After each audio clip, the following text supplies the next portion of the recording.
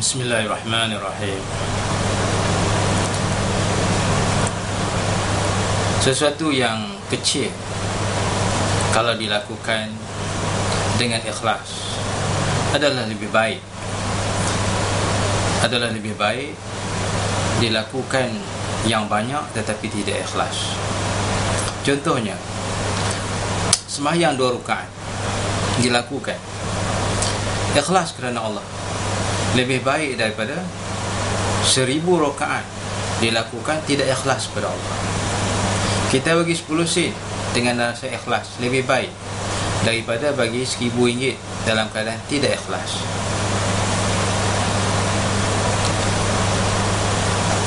Kata Ali Abi Talib radhiyallahu anhu, tumpahkanlah semua hasrat keinginanmu kepada usaha untuk diterima amalan. Jadi maknanya yang penting kita buat sesuatu benda, kita fikirkan supaya Allah Ta'ala terima amalan. Kalau kita tak dapat buat banyak, kita buat sikit. Tapi kalau kita dapat buat banyak, ada ikhlas lagi lah, bagus. Tapi kalau kita tidak dapat buat dengan ikhlas, kalau kita buat banyak, kita buat sikit saja. Kerana Allah Ta'ala pun berfirman, innama yataqabbalullahu minal muttaqin. Sesungguhnya Allah hanya menerima amal perbuatan dari orang-orang yang bertakwa, iaitu orang-orang yang ikhlas. Kata Abdullah bin Mas'ud radhiyallahu anhu, 2 rakaat yang dilakukan oleh seorang alim yang mengerti dan ikhlas, tidak rakus kepada dunia, lebih baik daripada beribadahnya seorang ahli ibadah walaupun sepanjang hayat dia. Pernah Rasulullah menyebut tentang keikhlasan Abu Bakar As-Siddiq.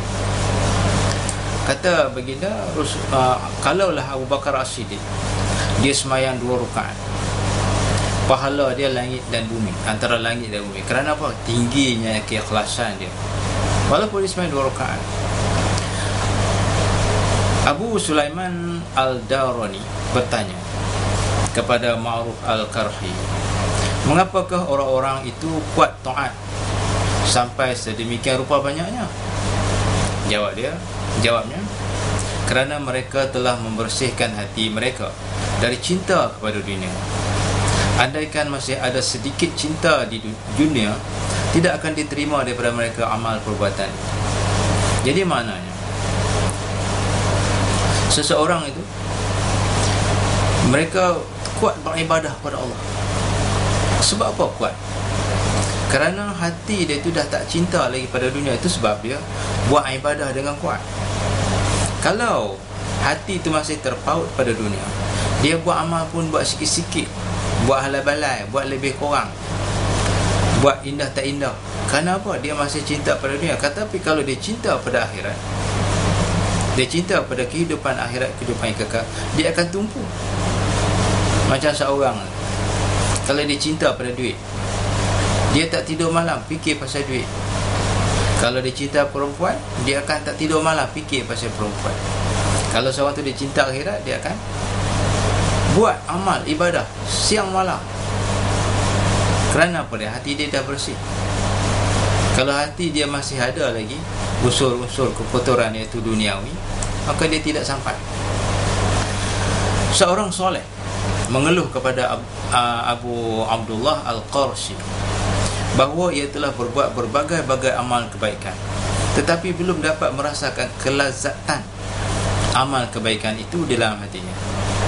Jawab Abu Abdullah Al-Qarshi, kerana engkau masih memelihara puteri iblis, iaitu kesenangan dunia. Dan kebiasaannya, dia kata, ayah itu selalu berziarah kepada puterinya. Mana di sini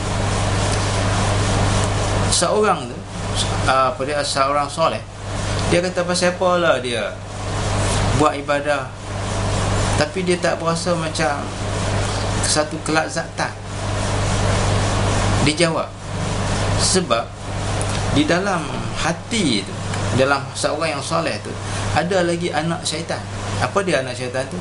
Iaitu keindahan dunia. Maknanya dia nak ke dunia tu. Jadi bila ada anak syaitan, dia kata, pak syaitan tadi, iblis tadi, dia akan menziarah. Bila dia ziarah tu, makna iblis dan syaitan sentiasa datang. Jadi macam mana berasa nak lazat di dalam mengerjakan ibadah? Jadi kena buang dunia. Maksudnya dunia ni dunia yang tak diperlukan. Kalau kita dah ada satu buah rumah, cukuplah. Ada satu buah kenderaan, sudah cukup. Ada isteri, lepas tu ada anak, kemudian ada, tak perlulah rumah sampai 2 buah, 3 buah. Itulah dunia dah. Nak buat apa banyak-banyak rumah? Kemudian ada kenderaan, ada 1 biji ke ataupun 2 biji, cukup dah. Mengapa sampai 3-4 buah? Kalau ada tanah 1 ekar cukup dah. Mengapa kena banyak-banyak? Jadi bila dia ligan pada dunia, dia nak pada dunia ni, hari-hari fikir pasal dunia. Jadi bila dia nak buat ibadah, macam mana nak rasa lazat? Sebab dia masih ingat kepada dunia. Kita boleh ambil dunia, kita ambil dunia, tetapi jangan sampai dunia tu melalaikan kita kepada Allah Subhanahu Wa Taala. Rasulullah pun dia ada dia ada tanah, kemudian dia pun berusaha. Sahabat-sahabat Rasulullah, misalnya Abdul Rahman bin Auf, dia kaya, tapi harta kekayaan tu tidak boleh mempengaruhi dia. Misalnya Qarun, dia harta mempengaruhi dia sampai Allah Ta'ala benamkan dia dengan harta-harta dia. Seperti mana Sa'labah, kambing dia yang banyak telah mempengaruhi hidup dia sehingga dia mati bersama kambing-kambing dia.